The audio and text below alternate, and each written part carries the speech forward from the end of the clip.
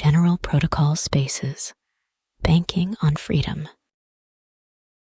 Welcome to General Bull 46 of N, to be or not to be compatible. So discussions about compatibility, the pros, the cons, the benefits that you get from working with compatibility or aiming for compatibility in Bitcoin Cash, in many aspects of it, and the costs, the opportunity costs or the drawbacks of doing the same thing.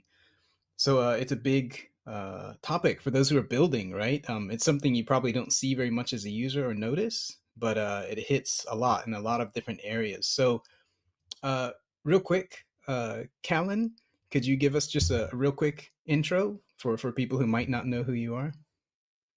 Oh, hi, I'm Callan Culiano. I work on Bitcoin Cash Node, which is the node software for Bitcoin Cash, and as the name suggests. And I also work on Fulcrum. So I'm concerned with sort of just the back-end blockchain, the low-level processing of the data on the blockchain. That's mostly what I work on as a programmer, as a developer. And does a great job of it. Thank you so much for that. And Jim, could you give us a quick intro about what you're working on these days? So my name's Jim Hamill. Most of the stuff I do is more probably on the easier front end side, to be honest with you. But at the moment, I'm doing a lot of work on ExoStack and the Exo wallet. That's mostly what I'm working on at the minute. Thank you very much. And ExoStack you can check out at exo.cash. Have a look and see what's being made there. Let's see, Machu could also join in. I'm glad you got on as speaker there. Machu, can I get a mic check? And could you do a quick intro of what you're working on these days? Hello. Happy to be here. So I'm Mathieu, and I work on the CashNice wallet and CashCrypt together with Roscoe. And Parity USD, the upcoming project, which is very much in development, but it doesn't feel like something ready that people can use today. But definitely check out Parity USD if you haven't followed it. All right. I was thinking that's a great big topic of the compatibility discussion as well, like on the app side as well as the back end type things. Yes, and you name just quick intro, say hello, and could you get us started on the topic? I know it's a very broad one, so however you wanted to get it started. So for intro, I'm locked in the dungeon of a GP office that totally exists somewhere, doing algorithms and shit. So anyway, today's topic, it is one that is really close to us, since Bitcoin Cash's fork back in 2017. So for people who are old enough to remember, which should be most of us in this room so far, when we split off from BTC over the block size dispute back in 2017, a lot of us had the impression that this is a life or death struggle, and what's going to happen soon is that we'll just take over by virtue of an uncongested blockchain. That turned out to be not in the case, but that's for later. A lot of the efforts in those early days, all the way through 2018, was simply, we will grab software, we will grab open source software and on the BTC, and then we will just port them over. We will just port them over, which worked great. Some of them eventually turn out to be greater than the repos that they fork from, like Electron Cash, which Callan here maintains. And a lot of effort was spent on not just porting the software over, but the assumption that if we maintain full compatibility for as long as possible, then that will be great for people who just want to just jump over. and we could win by just one criteria, which is that we have a bigger block size. So that has driven a lot of the decision making early on, and well, the full takeover did not happen. So we eventually, here and there we introduced new features. And while the compatibility with BTC is still true to a very large extent to this day, because architecturally we are still very similar, um, there are a lot of notable differences. Like for example, our Schnorr signature is not compatible with each other, and we have some really cool script features that have entirely new tooling that are mostly encapsulated in CashScript. That is entirely not available in BTC because to this day they are still debating whether or not they want to do covenants. And there are some other things, like if you move over to BCH, your thing is going to be unconstrained in terms of unconfirmed chains, and that is also entirely not a thing in BTC, where they have a very intricate tools to manage, so you don't run over the unconfirmed chain limit, and then to optimize fees and such on. So those things are not needed here. And then there's also the other side, since we did introspection and decided that okay, having financial contracts is probably a good idea here. People have tempted us with just going closer and closer to the ETH ecosystem, where of course EVM is where most of the financial smart contract stuff happens these days. The absolute peak of that is probably the introduction of Smart BCH, which is an entire new sidechain that's designed from ground up. Well, it's not really designed from ground up, but ported from ground up to be, instead of being EVM compatible, how about we just do literally EVM? That imploded a while after. So we are kind of back to square one on that one. So, which is how much, like maintaining some compatibility is obviously good, but how far should we go, and where do we differentiate ourselves? Where do we show our unique advantages, and how far do we go on that? So that is still very much an ongoing thing. So yeah, And that's there's a some lot of background for people. aspects to that, right? Like there's consensus, there's apps, there's standards, there's new stuff like oracles that Yes. we found, where kind of infrastructure type things that everybody's like, oh, you just use Chainlink, you should just use Chainlink. And we look at Chainlink and it's like, that Yes. doesn't make any sense whatsoever. Yes, Like, there, no, there, are, that there, are doesn't- there are multiple layers, of course. One layer is that how does your consensus work? Should people be able to mine both chains interchangeably? To a large extent, that is still the case between us and BTC. And then one step up, should people's software be able to interact with your nodes the same? It differs here and there. And then another step up, do you have shared protocols for managing transactions? PSBT is part of that.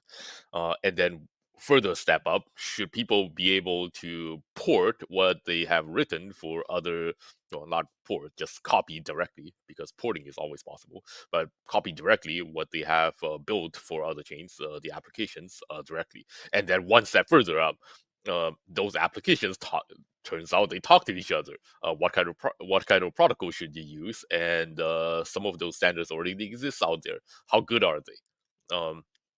So it goes further and further.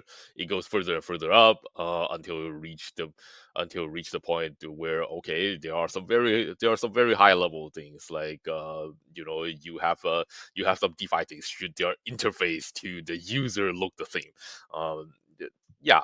And each of this could use their own many hours long debate. But let's talk about whatever we want to talk about here. You want to? So Jim has wrestled with this topic a lot at one of or at several of those layers, but currently I think Jim like up near kind of the middle top of that of that long mountain that you named just described, right? Like the ExoStack, Cash Connect, Wallet Connect. Like, what are your thoughts on this this balance of trying to be compatible, but then also trying to create value and what do you see in that with the work that you've done? It's really difficult because you do try and meet like a really nice like trade-off point. With I won't go into like Wallet Connect yet, but I mean even just with like simpler things like protocol handlers, for example, it's like we had no standardized way to import WIFs until recently, and it's still not actually technically standardized. We just made it more of a convention. So previously it was like, some wallets would support like sweeping a WIF, other wallets wouldn't support it, other wallets might support it, but it might have to be prefixed with something different, like a different protocol handler. So even simple stuff like that kind of pops up. We had BIP70 that only some wallets supported for a little while. That's like a payment protocol. And it actually lets you do some very cool things, but basically like Bitcoin.com wallet supported that. And then other wallets did kind of support it, but their implementations actually weren't correct. So there's a whole bunch of like compatibility issues there. And then JSON Payment Protocol came along, which also causes a compatibility issue with BIP70. Just a lot of like complications in terms of oh my god, the whole BitPay JSON protocol thing was such a mess. Holy shit. Yeah, it was just because you couldn't distinguish the two protocols from each other. So basically, if you're like trying to create a payment server, you actually have to, at one point you had to support both BIP70 and JSON Payment Protocol. And the reason for that is that the wallet actually chooses which protocol it wants to use. So most wallets typically will only support either BIP70 or JSON Payment Protocol. And if you want to have like an actual payment server or run like a e-commerce store that uses one of these protocols, to get maximum wallet support, you basically do have to support both. Nowadays, I think everyone's kind of standardizing around JSON Payment Protocol, which is good. It's simpler. Which might be a topic we want to get into later as well. I'm not sure people actually standardize around with JSON Payment Protocol. More like they just standardize around copying the amount and addresses individually. It's kind of sad, correct. That's the most common approach. Yeah, but I think like in terms of wallets now, like Selene supports JSON Payment Protocol. Paytaka uses JSON Payment Protocol. There's one that I'm. Electron Cash, I think, actually does support both, and it depends who you're talking. Yeah, I remember adding it at some point. I'm not sure how complete the support is. I remember adding it. It works. I can assure you it like works with whatever I tested it with. I think it's actually BIP70 by default, and JSON Payment Protocol for BitPay specifically. I remember they asked for that. Yeah, and Bitcoin.com. Yeah, but those are mostly on the wallet side. My main gripe is that even freaking Bitgree still requires me to copy address and amount individually. I hate that every time I use it. Yeah, no, pretty much like most payment processors will be address amount like in a URL and that's it. I think a big part of the reason for that was because it was really hard to implement for a long time. People couldn't actually use BIP70 reliably just because the wallets didn't support it, and likewise for JSON Payment Protocol. So that kind of thing has broken up, kind of compatibility and what people are able to do with these protocols and standards as well. I won't ramble on too much about that yet. Let me add a little bit of context for the listeners. Like, all this discussion just now was just about the very simple thing from the user perspective of there's a QR code and you scan it to pay for something and it happens really fast and you don't really know what's going on. There's this whole nasty tangled mess of like broken specs, of broken specifications and misimplemented literally specifications. like literally there's a website, and how do you make payments on the website? Like literally Yeah. the very first thing that Satoshi talked about to Yeah. this day. Like It's kind of like there's a it's bunch of complexity and standards behind it that have always been a mess. it's kind of like the how to fix a printer of open source. Like to this day, printers are still not fixed.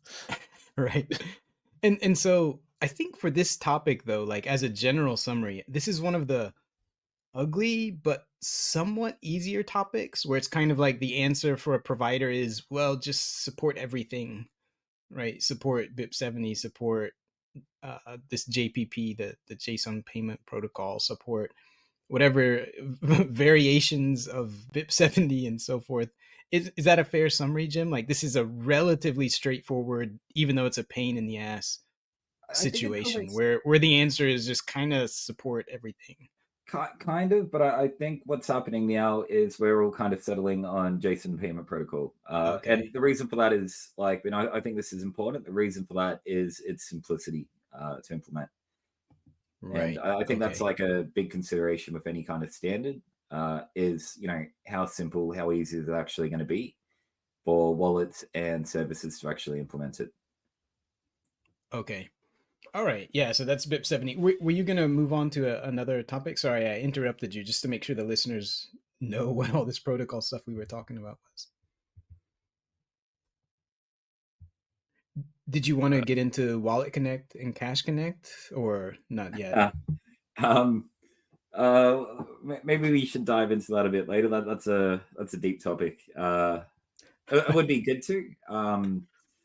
Yeah, I'll just need to kind of collect my thoughts on the differences and what we need that Wallet Connect can't currently give us.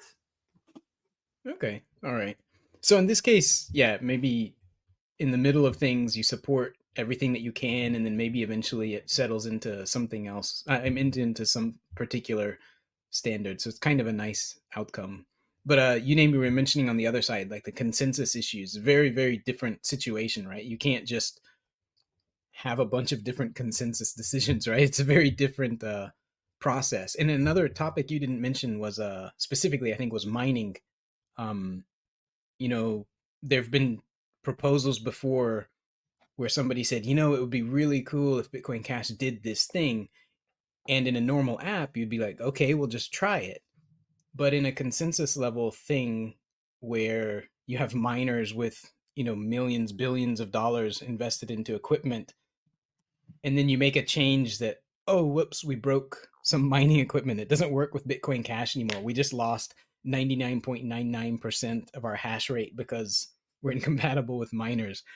That's a much more strict hard line type issue. Could you speak a bit to that? I don't know. You named Callan. I think both of you have experience with that, right?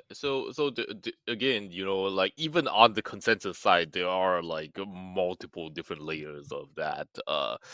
Like it, so the most obvious thing that one can observe today is that most of the BTC BCH hash rate is still interchangeable.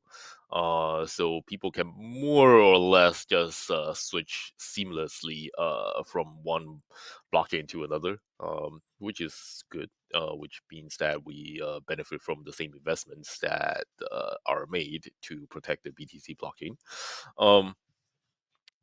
But below that superficial compatibility, we have observed a lot of shit over the years. Like I don't remember what exactly was the name of that sidechain project. There was one particular sidechain that popped up a Hedera? few. What is Was it Hedera? Was it Uh, Hedera? no, Hedera is one that's basically still alive today. That's Hedera Hashgraph. And it's not a sidechain. There was one that vaguely sounds like that, but it was merge mined with BCH. But if any one of you guys remember exactly what the name is, please tell me. But basically, the chain was merge mined with BCH, mostly because they have too little hash rate to get consistent merge mining with BTC. And at one point, I think it constituted like a plurality of the pools. If it was never the majority, but the plurality of the hash rate on Hathor. Yes, exactly. Oh yeah, those guys. Yeah. They were mining empty blocks for a while. Yeah. It was the funniest shit ever, and they're in and then for the longest time they were mining some exceptionally small blocks, and a lot of time it was just empty blocks. And then we ventured to ask them why.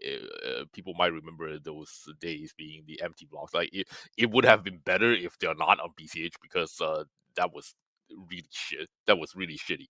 And then it turns out that they use a really shit version of custom software that limited their entire blocks to only having like I think 4096 transactions per block or something like that.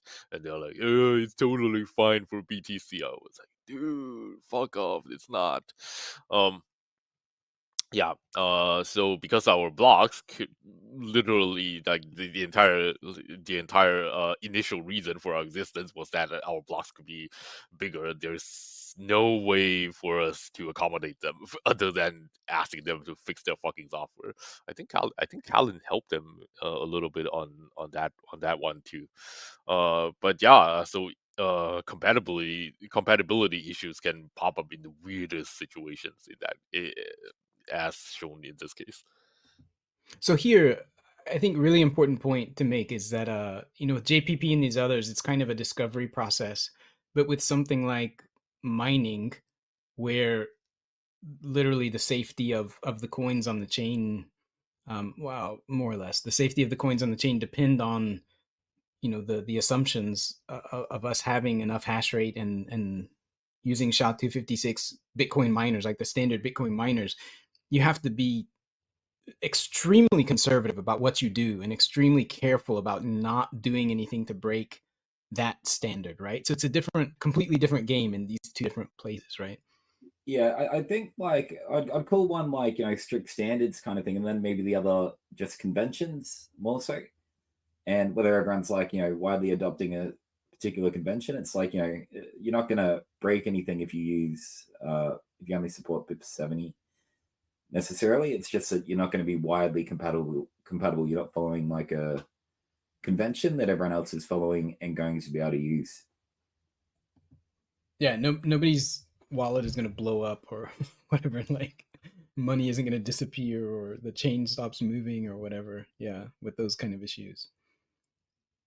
But yeah, aside from really weird. By the way, I just look up what they're up to these days, like Hathor, and they basically kind of just died. Like it's just another pump and dump, but still be more in the future. Callan, I was going to ask Callan, what do you see, right? Because you work in the guts of Bitcoin for a long time. And of course, there's all these things that are kind of invisible to daily users, like the cryptography that we use, like the standards there.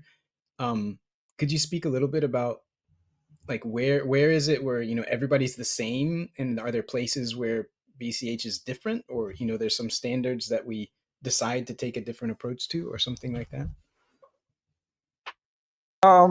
Okay. Well, I mean, so where is everybody the same? A lot of the data formats are the same, like the block format, the transaction format is mostly the same between us and Bitcoin, BTC. And that's one area where like, they've sort of deviated from their own standard. Like they have their own initial format with their SegWit stuff. And we don't, our transaction format doesn't understand their SegWit stuff.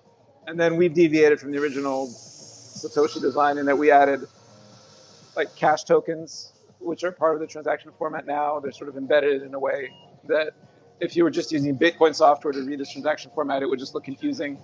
It wouldn't necessarily fail to parse or fail to open, but it would just look like there's extra garbage there. Yeah, I mean that's one example On the of just like a cryptography, right? binary. I mean, it's mostly the same. On the cryptography side, right?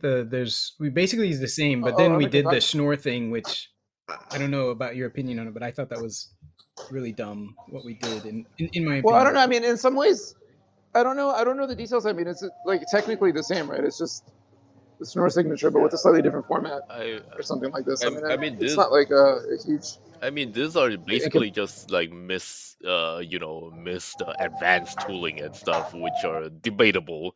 But there are some more radical proposals. Like some of you might remember the PMV3 proposal, and then there's like another one there's like another one before that. But Mitra? yeah, Mitra. I think that's it. Some of these proposals are radical enough that they just break base level transaction handling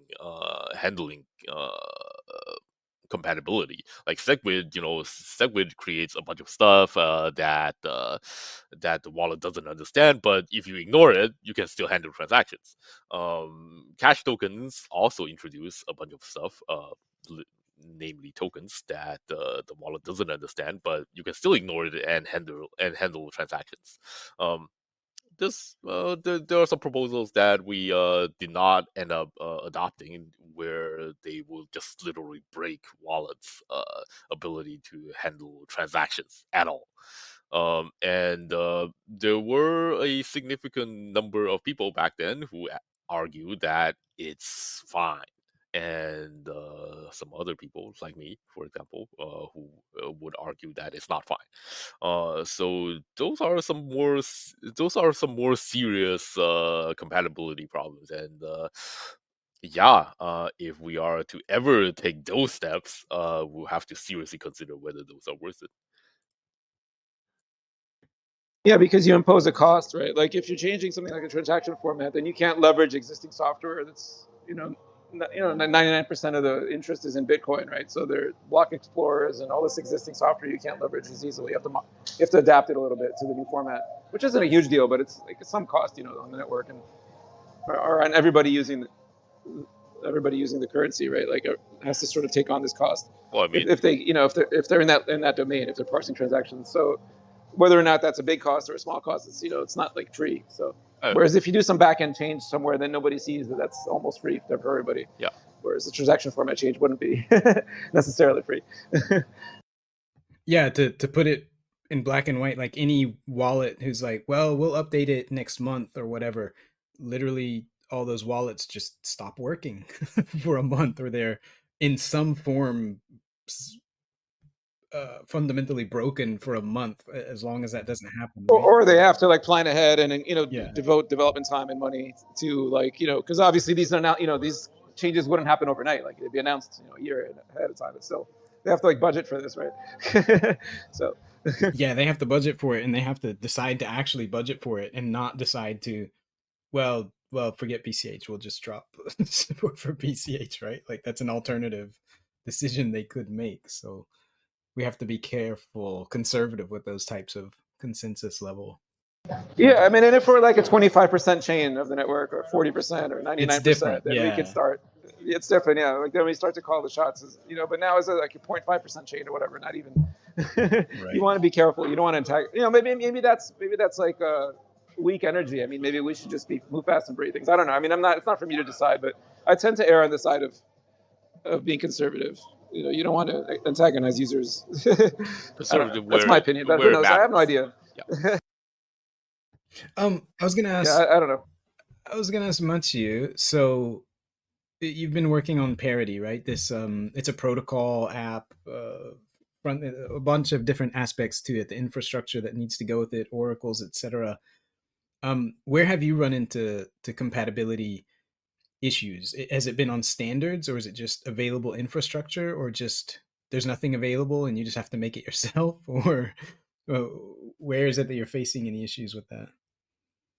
So with Parity, the stack that I'm building on is heavily TypeScript. So I'm leveraging libauth and then the tooling we've already built with Cachecrypt.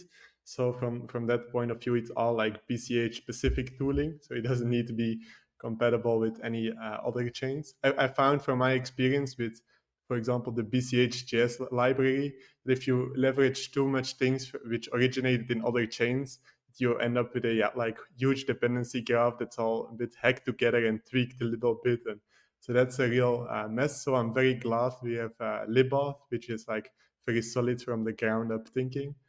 But so no, there's no. The main compatibility issue, of course, is if I want to use Wallet Connect, then I limit myself to 4 or 5 wallets. But those are the same wallets that support cash tokens, so that would be like a requirement anyway. So yeah, for the compatibility side for Parity, over the long run, it would be a priority to get more cash tokens adoption generally, because that is also just part of compatibility, is to support cash tokens.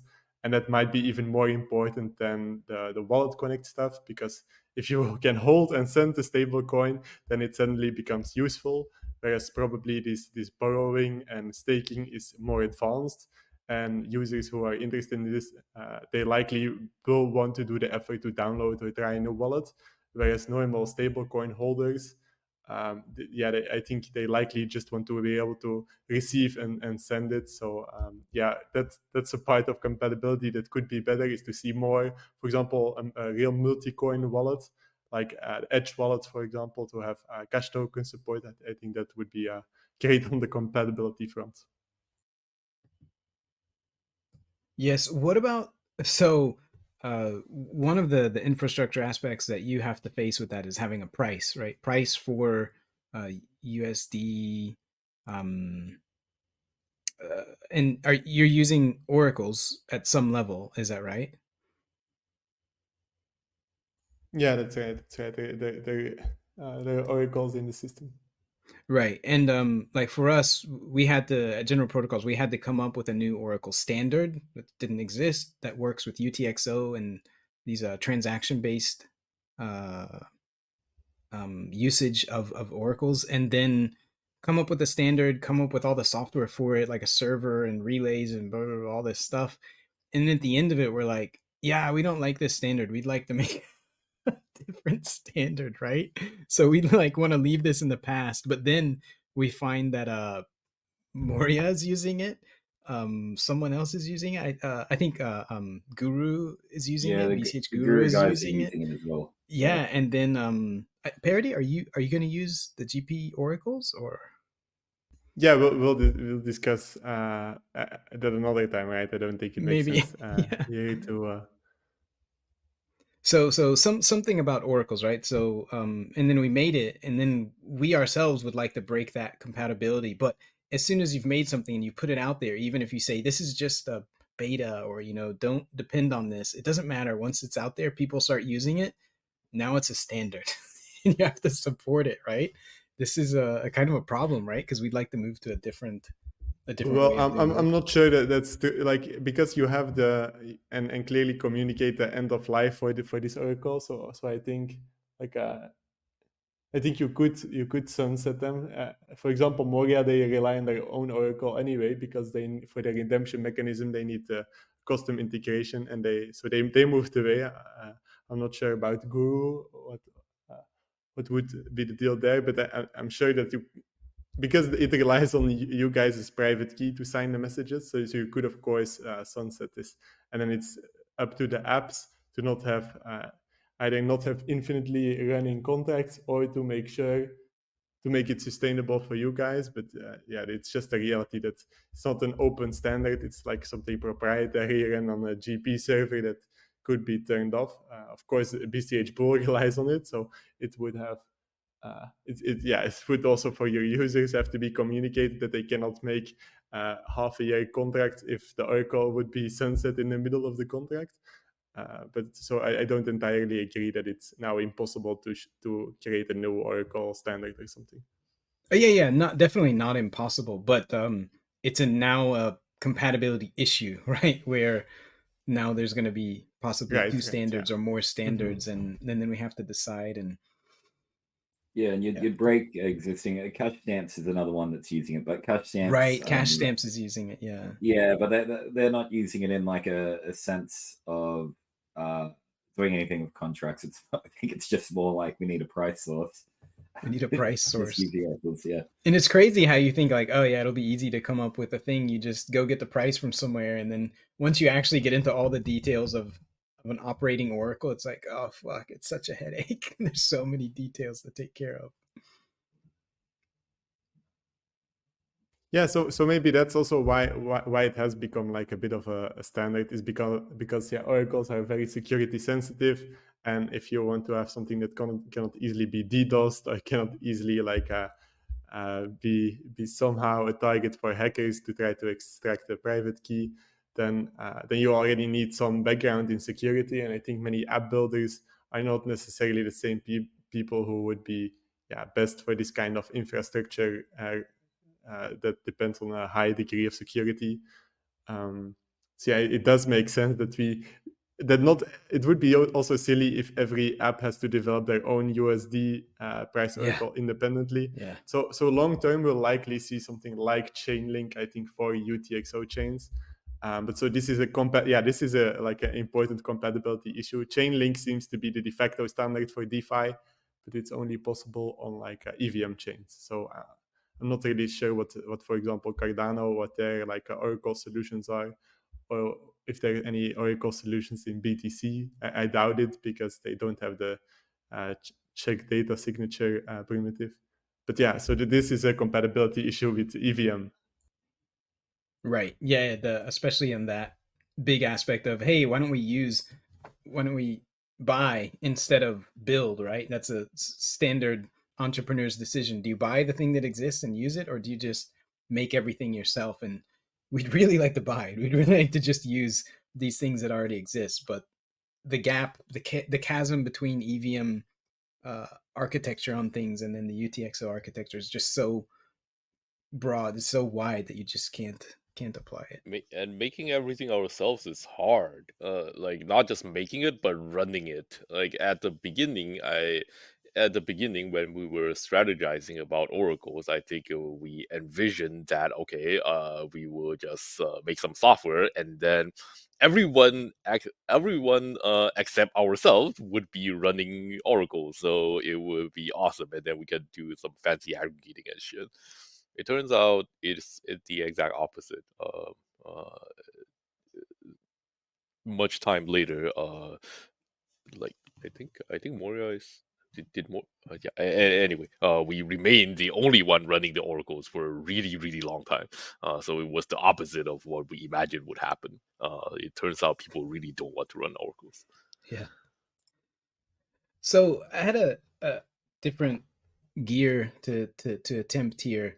So these are all the kind of technical compatibility stuff, right? But what about at a different level, like social, philosophical, that type of level? For example, the white paper, right? There's varying degrees of how seriously people take the white paper, and how, to what degree they take it as a kind of absolute word, or is it just a guideline and so forth. Have you guys ever felt that you know, do you even worry about that, like, oh, are we staying close to the white paper, or does it matter to you? Or well, I mean, it matters some when it comes to consensus building. When it comes to consensus rules, especially because that is the one place where at least most people need to agree on things. Instead of allowing like whatever. But outside of consensus rules, that has probably quite a bit more tolerance than other. Like philosophical beliefs has quite a bit more tolerance than in other places, like technical protocols compatibility, or even just no interfaces. People can kind of just believe whatever they want until it comes to consensus rules, right? Yeah. So for some background, there's a whole spectrum of this. I personally think that BCH is landing kind of in a good place right now. Like most of the community believes that okay, we will, we believe in the Satoshi white paper, both in spirit and also very literally in many of the places. But we are not going to get into some religious arguing, like, okay, what we will interpret this word exactly as such according to this guy, and then somebody else would start a new church for a new interpretation of that word down the street. And there were some people who did that. They were thankfully all on some other chain, which is now diminishing into irrelevance these days. But yeah, that was not sustainable. But I think that long term speaking, neither is the other approach sustainable, where you just don't take the white paper seriously and treat it as a historical document.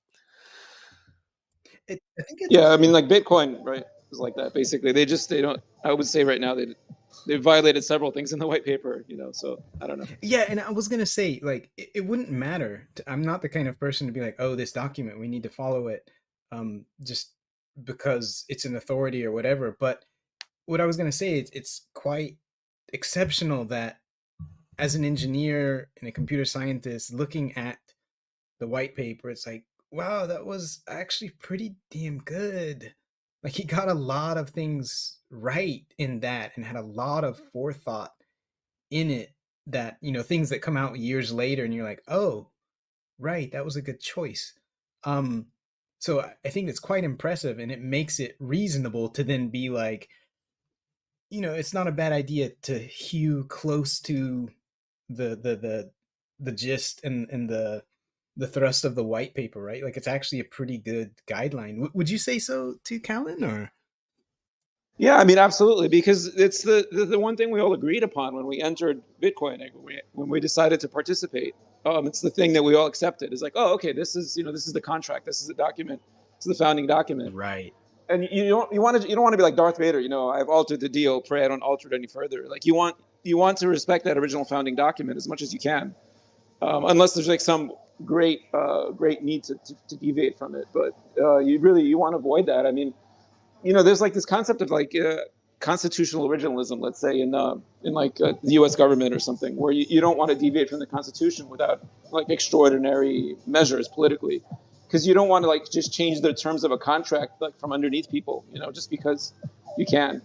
Like you want to respect the original deal, basically, and so whatever Right. economic properties or whatever other implied understanding people have, which it's pretty clear what the understanding was. I mean, you go back to forum posts and discussions. I mean, you want to respect that as much as you can. So you want to respect the original agreement. Or else you end up with splits. There's very real consequences to not respecting reasonable level of a Schelling point, right? That people agree on. You start to disagree too much, and you literally end up with a split and massive destruction of value and so forth. Yeah, that can happen, and also it's just like not a nice thing to do. I don't know. It's not. It's like people invested their money and their time agreeing to a certain thing. So I don't know. It just feels like scammy. Like, I don't know. Like, the Bitcoin people are talking about. Some of them are talking about undoing the 21 million cap, which is just like a fundamental thing that everybody agreed to. Yeah, they don't have a choice. Like, yeah, I mean, because there are sort of security concerns. So, like that's just wow. Like, that's huge. That's an extraordinary measure. Not to denigrate Bitcoin or anything. That's an example of like, whoa, like we would never do that. Like that's not something I recognize as Bitcoin. It's like, it's one of the most fundamental things, right? Like, everyone got into it knowing that it's capped at 21 million. That was one of the selling points of it. So exactly. I don't know. That's an example where I guess they feel they can get away with that, and they probably will or something. But it's just, I don't know. For me, that's something that leads to social cohesion if you can respect the founding document within reason. Like, and it's what everybody agreed to. You don't want to be like a fundamentalist about it, because then you can always find like little things to disagree about if you want. Within any like you see biblical scholars do this, or maybe in Islam they've done this historically, or even in the like you can get really fundamentalist about the text of some document, and then you can start disagreeing about like slight interpretations and nuance, and that can be crazy. But so you don't want to go that route, but you definitely want to respect the original, that everyone understands, like sort of the original agreement as much as you can. I believe that's just fundamental. I was actually very happily surprised that Bitcoin Cash ecosystem was practical enough to say these things like introspection, which we added, which made it easier to do contracts, check data sig, which allowed us to bring in data from outside the transaction into it to execute transactions such as prices or whatever. And then cash tokens, the ability, which isn't really about NFTs and what people think of as NFTs, right? It's a fundamental primitive that's used to make financial applications for communication and financial applications, and like And those you can carry state changes, over. You can like lock yeah, this in. state Yeah. management and communication. So those changes for someone who's a fundamentalist and who takes like a, you know, this compatibility issue of they're like, no, you have to follow the white paper, and the white paper doesn't say anything about, you know, doing loans or whatever, and it's not in there, so we shouldn't be doing that. There was practically zero of that. It was just a lot of people who said, well, as long as it doesn't break the cash and the money use case, and it may even enhance the cash and money use case, then of course we should do it and make it more useful and more powerful. I was honestly thought that was going to be a big issue, and it wasn't at all. Everybody in the ecosystem was just like, yeah, it doesn't mess up the money, and it makes the money more powerful and useful. So, 2 thumbs up. I don't know why that surprised me. I mean, That it kind of sucks that there's no Ninth Amendment that's spelled out in the white paper. If there is, it will be a lot better. Like things that are not said in the white paper, it doesn't mean that it's prohibited. That would be nice. But I mean, I think that was always understood. If you look at just the Bitcoin talk days and the discussions about programmable money, and it was always sort of understood that that's a possible direction to go. Yes. And just flesh out the programmable money aspect. Like that was, why you could argue that's why Satoshi decided to use a programming language like a fork-like language for the transaction locking and unlocking scripts. I mean, like it doesn't fundamentally contradict the white paper to have just more programmable money stuff. Yep. As long as you don't like interfere with the cash or with the money use case, like you definitely can make an argument that it's definitely within the spirit, just expanding upon it, I would say. Yeah, and also I want to give like a bit of a cynical take on why there wasn't any controversy. Maybe it's also in part because some of the people who had strong opinions on this, for example, I currently, for example, in Nexa doing their own token scheme, or for example, some of the Bitcoin.com developers who wanted also to see a native token scheme. By the time cash tokens came around, they were no longer involved in the discussion. So I think also the amount of key opinion leaders in Bitcoin Cash who were following it closely enough to see what's going on was also rather small. And this would be analogous to how Taproot got activated. Like there were so few people involved in the specific discussion, and the discussion was also highly technical, that just most people want to default to trusting the process. So if you, so that would be kind of my high level take on. So people don't want to be opposing to, because it's a cost, right? To oppose whatever is happening. But also, if you drive out examples. If you drive out the contrarian people, then if most of the contrarian people do their own stuff, then there's just less people who want to be in this kind of opposition viewpoint. I know what you mean. Yeah, it's absolutely like true to a large degree. However, I did know specific people, for example, some of the guys in Argentina, who are much more than me, like a bit more literalist about the white paper, and they take it very, very seriously as a social contract or whatever. And I honestly expected that group of people, for example, specifically to be like, no, this was never mentioned in the white paper. None of this stuff was in there.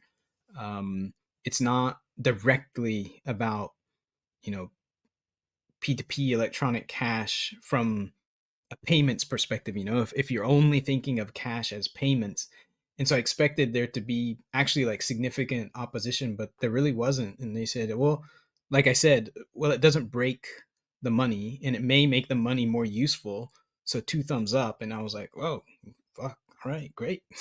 So there were people who I expected specifically to oppose it, but did not, and actually liked it. So it was great. Do you know, Callan, what Fernando's initial opinion was on like introspection and cash tokens and all that? I don't remember exactly. He was skeptical because he's like, "What's going on? We're just expanding the smart contract stuff now. Like, why are we doing this? Who needs that?" I'm not even. He was kind of confused. I mean, I don't really want to like. I don't want to betray like a personal. Maybe he should come in here and speak for himself. Right. But he was a little skeptical, but he wasn't like opposing it. He's like, "Oh, this seems like a good design." He's like, I never thought about this, but I guess this is useful. Yeah. I mean, but initially he was just like, what's going on? that was the feedback I got from the Argentinian gang. Yeah. Okay. So I was gonna see if we could get on to this. So at General Protocols and other people also interested in the topic of native wallets, where we have not wallets that can understand contracts and deal with stuff beyond just sending and receiving directly to an address and receiving. That very simple payment setup is limiting compared to all the things that you can do. But if your wallet can't handle creating those transactions, then you end up either not participating in these more advanced things that you can do, or you end up participating them in a very unsafe way, like a very, very unsafe way. And so this native wallet stuff that Jim has been working on very heavily brings us to a place where the wallet can participate in all kinds of interesting things with your money and do it in a safe way. But to get there, Jim has faced a lot of issues. Could you take that as a lead in to the stuff that you faced, Jim? Yeah, I'll try. So I'll give a bit of background first. So like this is probably going back to started 2024, or maybe even before then actually. I was doing like a review of the Wallet Connect implementation and kind of starting to play around with it. And the BCH Guru guys actually reached out to me. They're like, "Hey, we've got a product that we want to implement using Wallet Connect." So I kind of started on the Wallet Connect implementation forum, and there's nothing actually bad about the implementation. It's just limited. So as I'm kind of working through the contract that they sent me and trying to implement it with Wallet Connect itself, I'm like, fuck, like brick wall here.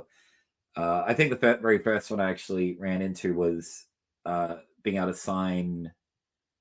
I had to do something with like a data signature or something, and I'm there trying to kind of work out how to hack that back into the Wallet Connect specification, and didn't realize at that point, like, it's incredibly dangerous to hash a signature. To sign a hash.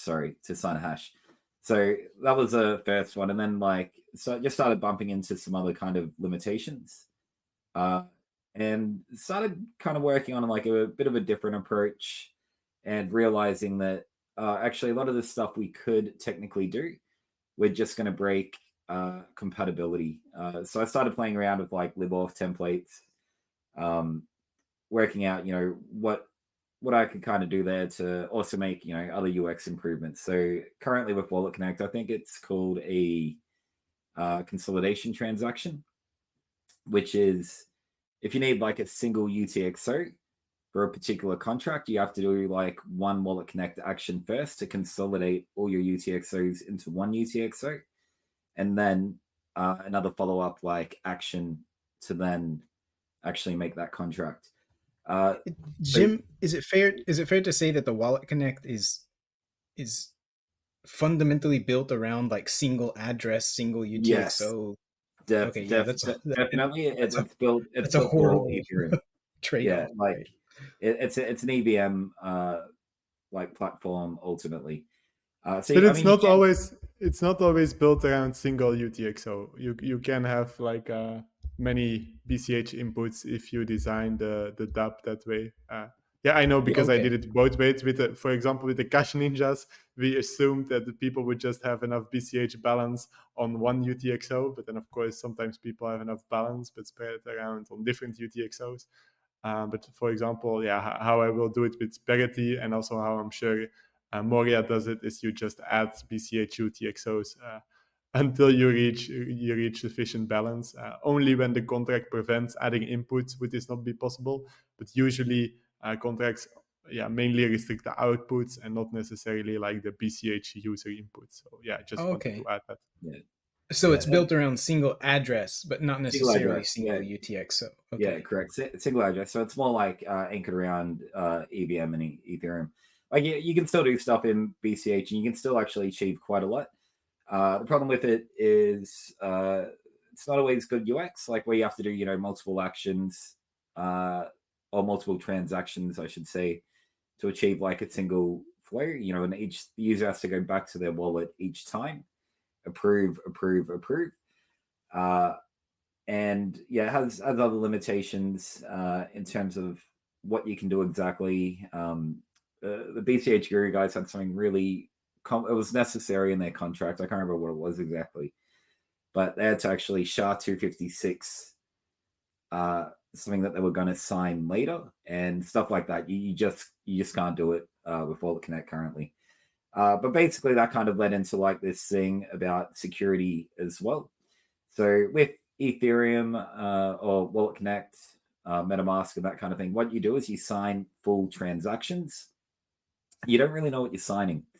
So you basically, if a user's going to approve a transaction, what they'll get is just like this long string that represents the transaction, a long hexadecimal string, and you really, really don't know what it is or what it's doing. So the whole concept of XO and Cash Connect is basically to create templates, and you send the wallet data and a template, and the wallet is then smart enough to kind of compile that template into a series of transactions, or even other things as well, authentication, signing messages, and doing the rest of it.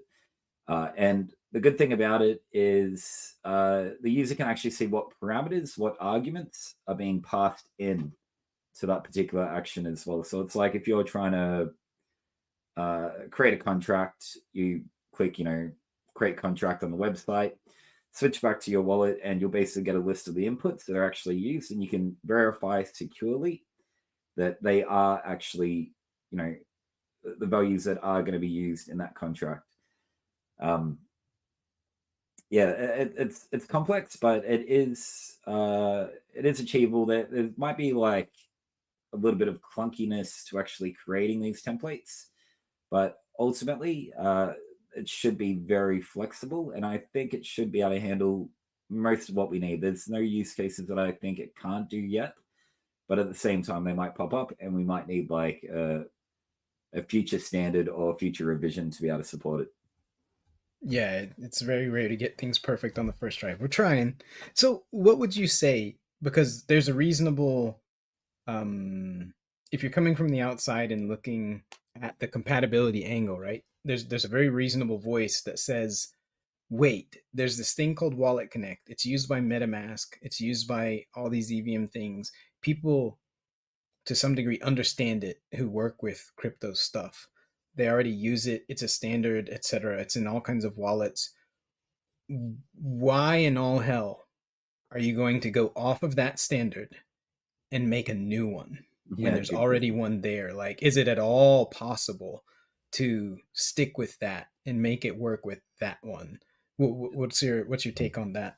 Yeah, it's out of necessity, basically. I wouldn't have started on it if I could have done what I needed to do with Wallet Connect. Right. So one's necessity, and then there's just kind of the added perk of, all right, well, if we're doing this, may as well fix some other issues while we're at it. Like we're already going to have to break from that Wallet Connect standard, may as well also improve upon it while we break it. Yeah, like not requiring single address and things like that. So if I can add to that, so because Wallet Connect is a transport layer that lets your phone, for example, when you scan a QR code on a DApp, on a website on your PC, accept the session, and then you will get a pop-up. So there is some server that manages the relay between what's happening on your PC and what you see on your phone, so that you can get these sign approval messages. So Wallet Connect can still be used by Cash Connect as the transport layer. So I think that's why this has been separated into like a Cash Connect with using Wallet Connect, or they could be like Cash Connect over a peer-to-peer layer in the future to avoid this, because if you have a central server, this can of course do some censorship, or can maybe keep data on which IPs use the relay and so forth. So we don't use we use the general relay services, so the general data relays, but we don't use the same data. That the data payloads are actually different from EVM anyway. So that's why Pat wrote a custom specification for BCH, how signing transactions and how signing messages work for BCH, and also some custom API endpoints where we can do not just get your account, but then you can ask for an address, right? So more make the API, the data being communicated between the wallet and the dApp, make it more like BCH centric. So we're kind of in a custom setting anyway, right? So it's not like Cash Connect is not using Wallet Connect at all, and otherwise we're fully compatible with MetaMask. It's kind of we're using the relay service that's kind of common infrastructure, but we can either use this to communicate like Pat's specification, for which is very simple, and that's why it has like been implemented quickly to get like this ecosystem started. But you can also communicate, as Jim said, more complex Libot wallet templates that fully specify behavior much more complex than what the Pat specification can do. So just wanted to clarify that part. Yeah, correct. Yeah, so yeah, Wallet Connect is fundamentally a transport. It does have some stuff that I think is opinionated in the library, but it's not stuff that you can't work around. And yeah, what Cash Connect fundamentally is, it does separate the protocol from the actual transport. So Wallet Connect will probably be the first transport that we implement, and then we'll look at kind of as Matthew said, like the libp2p implementations possibly, and also even just a HTTP implementation, something like BIP70 or JSON Payment Protocol might come along eventually as well, that uses the Cash Connect standard. Let me ask about a different aspect of the standards with Wallet Connect and Cash Connect. So we also talked about sometimes you have to, or you said maybe you said you have to break compatibility just by necessity, but then there's also times when you want to break compatibility. And the Wallet Connect, just in general, the whole MetaMask type process, user experience that was kind of established by MetaMask is really poor, in my opinion, and really needs to be replaced with something better because of what you said, which it's so extremely insecure, and it completely incentivizes users into a pattern of, oh, I've got yet another approval, just click OK. God, this is so annoying. I just have to do this thing, connect, click OK. There's all this process that you have to do that just doesn't get any kind of real attention, because you have to do it so much that you just can't spend time worrying about it, or you'd waste half your day. So with that type of process, do you think we're going to land in a better place with Cash Connect, where you don't have to like approve a session every time you use an app, or you don't have to go through a lot of boilerplate type user experience? Do you think it's going to be better in that way, or are we still going to end up close to that? It'll still be kind of close with Wallet Connect. I think it really depends upon the wallet implementation. Like in Wallet Connect, for example, you can actually remember sessions. So it's kind of, I use a dApp and then I go back a week later and it automatically logs me back in. Like I don't have to reapprove it. It's still there under my list of like active sessions. Where it might improve, I haven't actually used the EVM one or the Ethereum one for years. It's probably been like 2 years since I last used like the Ethereum MetaMask version of it. And there's some things that I think we will definitely improve on, just because we can do a lot of very complex things with these templates. Instead of like multiple approvals that might roll in one after the other, they can all be kind of combined into this one approval. This one template action is what we call it. And I think that'll be a really good simplification. There's other things as well. This kind of does rely on like wallets to implement, but you can have also things like, you don't need to explicitly ask for approval to authenticate with this particular dApp as well. So some actions can be like, an auto approve kind of action. So I do expect it'll be better, just even from that UX point of view. And the other big sell would be plain text descriptions of what you're actually doing that are accurate. Like a description for a particular action in plain text that has placeholders in it of the values that you're actually going to be using. So users won't just have to, blindly sign some transaction X. They can actually be like, oh, okay, well, this template's a trusted template, and this is exactly what it's doing. Like this description here accurately states what this particular action is going to be doing with the values that it's going to be doing it with. Right.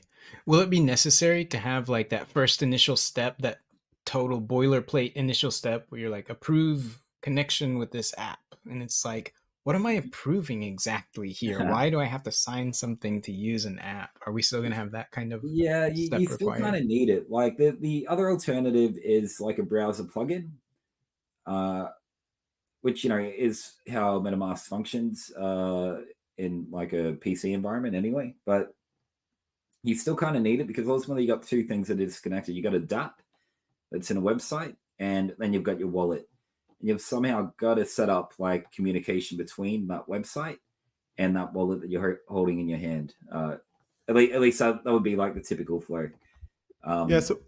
So one thing I want to add is you can approve multiple things at once, right? So how it works already with Cash Connect is if you accept the session, and you also see what kind of permissions you give the dApp. So, for example, what things it will be able to call, similar to how when you install an app from the Play Store or the App Store, then you also see, oh, it has camera permissions or whatever, right? Geolocation.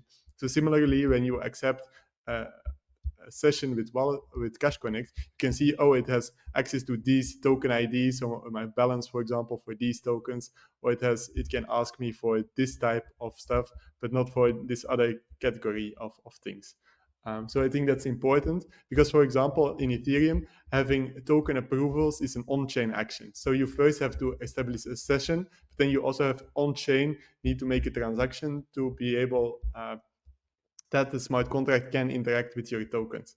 And I think we talked about this on another session also on security, because this is why Roscoe's revoke.cash exists, that you have to revoke on-chain token approvals. So these token approvals are extra clicks that you have to do on Ethereum, which are high risk, which just don't exist on a UTXO blockchain. So I think, that's important. These would be eliminated. So you would maybe, when you approve a session to a dApp, see, oh, it can only interact with my Parity USD tokens, and then you know that the scope of what the wallet can see and do is inherently limited.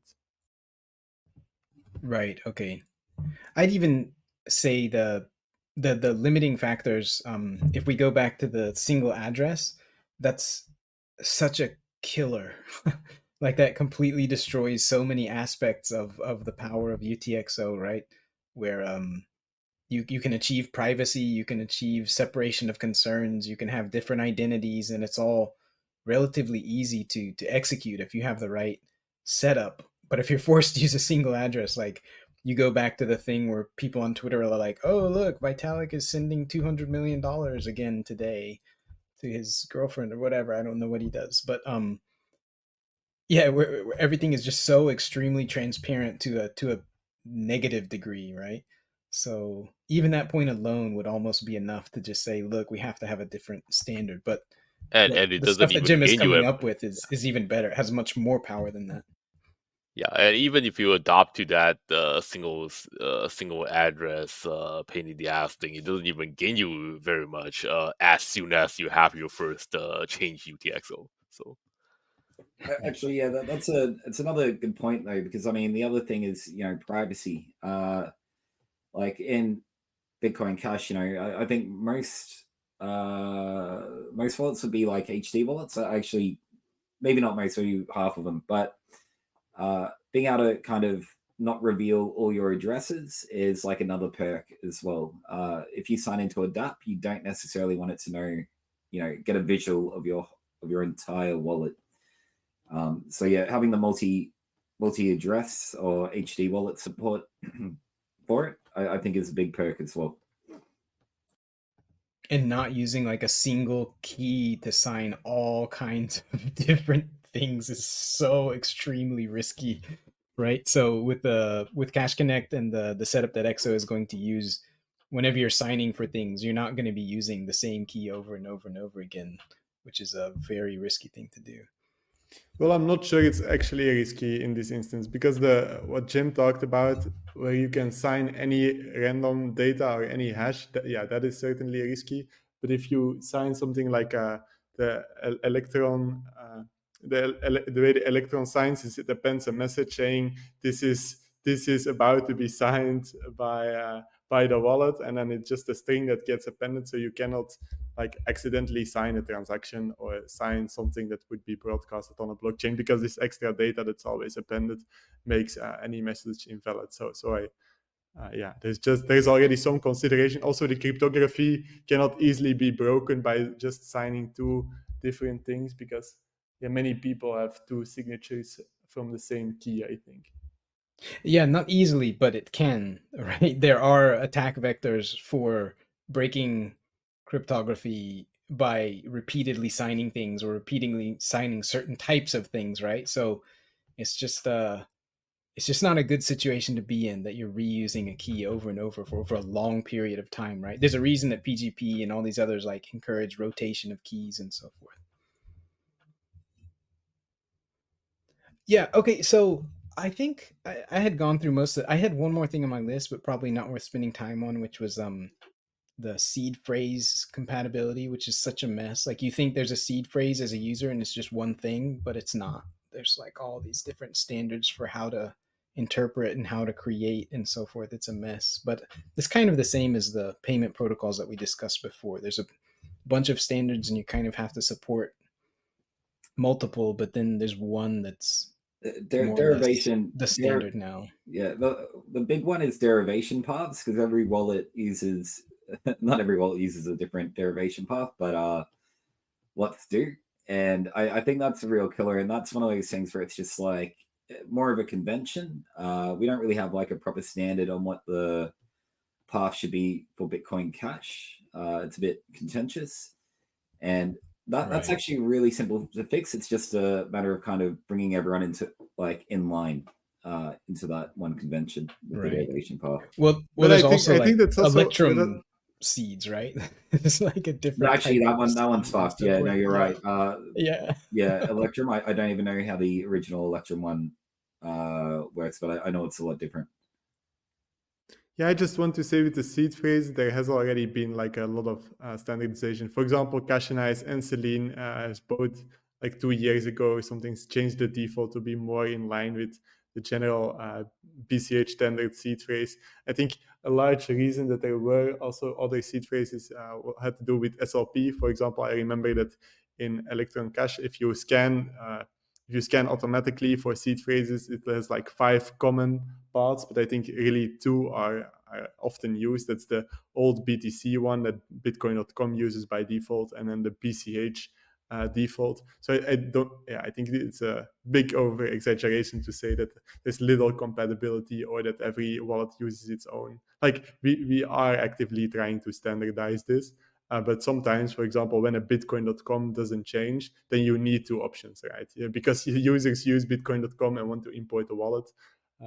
Also, for compatibility, the best is just to scan automatically the different derivations and see which one has transaction history. So yeah, of course, that's the most. Then you encompass all possible, even if every wallet uses their own custom thing, then you are still covered. So yeah. It's not any kind of game ender. It's just another thing where there has been multiple standards in the past, and there's some pretty significant amount of commonality now where people have shifted to one particular standard. but it's definitely not 100% yet, right? Yeah, I think we've So- got two that are common at the moment. One's like the original Bitcoin.com derivation path, and the other is what was kind of attempted to be standardized for Bitcoin Cash, but not everyone followed it in the beginning. Well, there's also a third one. There's a lot of Electron wallets out there that use the Electrum yeah, I've got that seed one. format, right? Yeah, that one's there's a lot of completely those. that one's weird. That one's completely different. Yeah, it doesn't function like the I forget what BIP number it is, but it doesn't follow function like 39, the I think. things we have now. Yeah, it's really quite old, which makes you realize how old my wallet is. Right.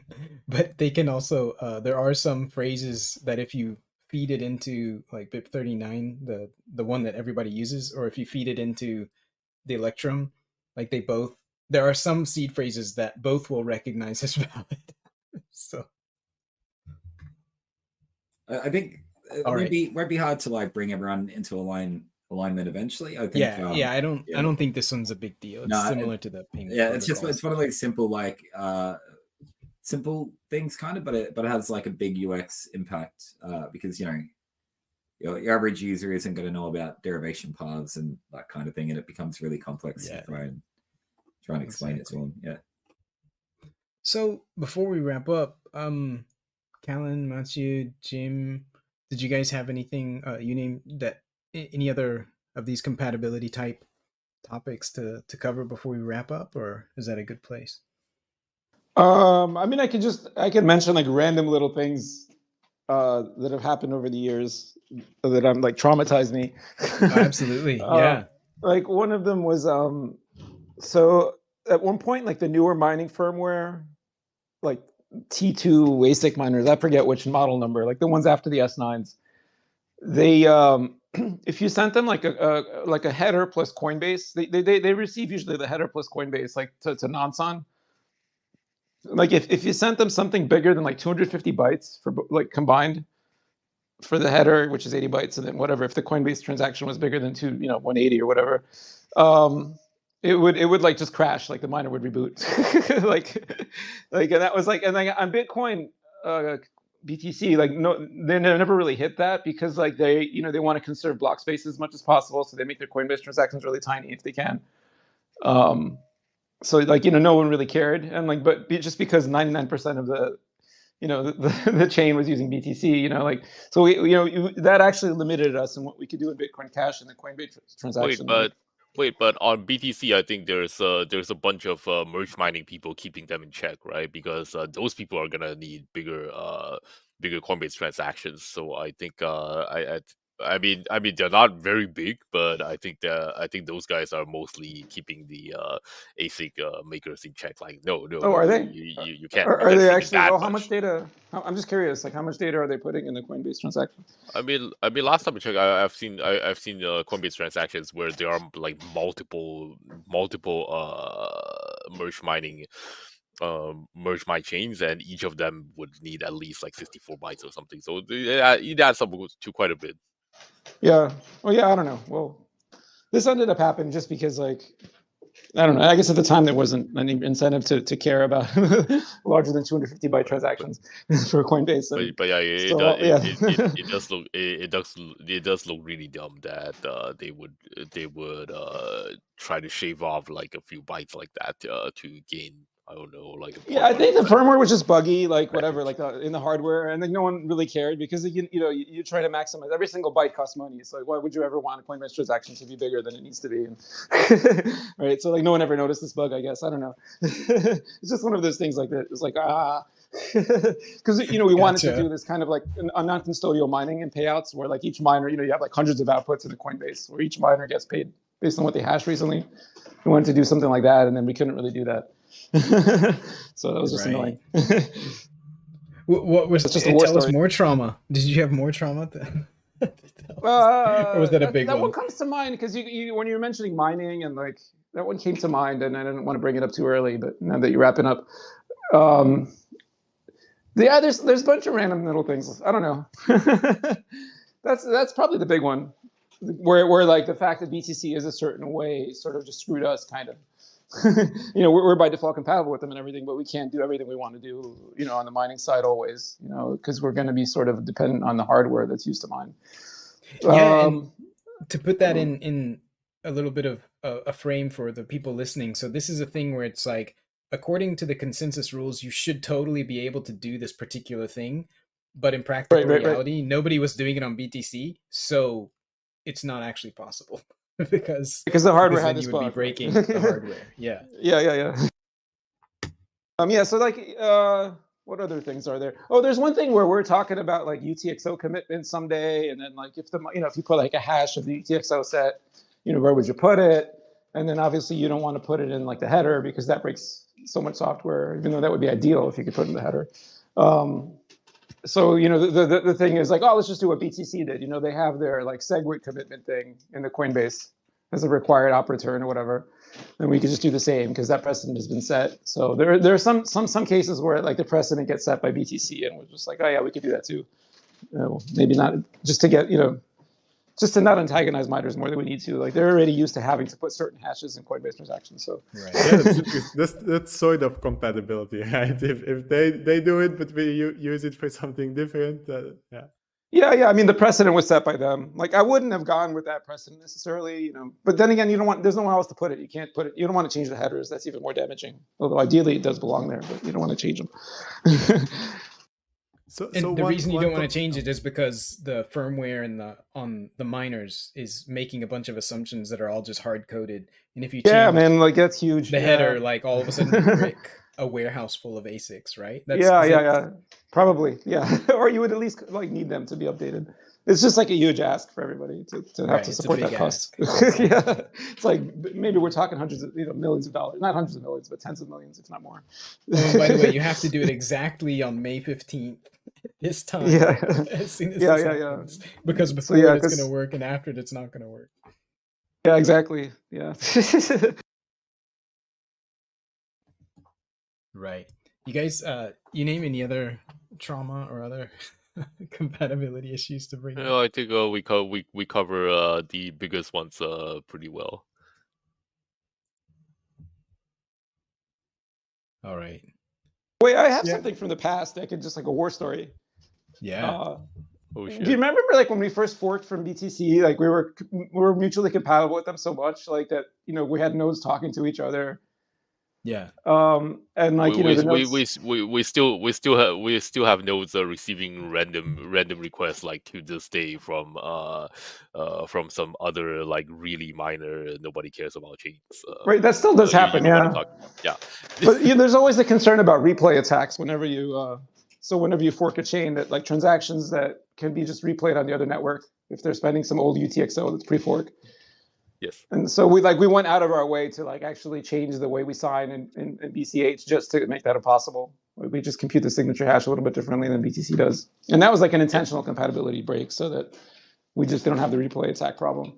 Yes, it is at once a compatibility break, and if you look at it the other way, it also makes things more compatible, so that software doesn't have to choose exclusively one side, and you can actually run your software that talks to two chains in peace, and you don't have to choose to obliterate your assets on one chain. That is at once a break and also a maintenance of compatibility. Yeah, I mean, it's a feature because you really want to just be signing on one chain when you're signing. You don't want to implicitly sign on every other chain. Unlike some other assholes later that fork from BCH that deliberately chose not to do that. Yeah. With like BSV and ZEC, that happened, I think. Replay protection. Yes. Yep. What a headache. Okay. All right. If you have any more war stories, we're going to get to a whole episode for your war stories. Okay. Yeah. I just wanted to bring those up. Just speaking of compatibility, those are fun. Yeah. Okay. Well, thank you guys for joining us, and I hope this will be a useful discussion for people, for builders, especially. I think for builders and technical people to just hear some of the issues and topics that we face with kind of compatibility, and so we'll keep moving on building P2P electronic cash. Thank you, everybody, for your time, and we'll see you next time. Thank you. Thanks, everybody. Thank you for hosting. Thank you. Thank you. Thanks, Bye-bye. Callan. Thanks, Mathieu. Thanks, Jim.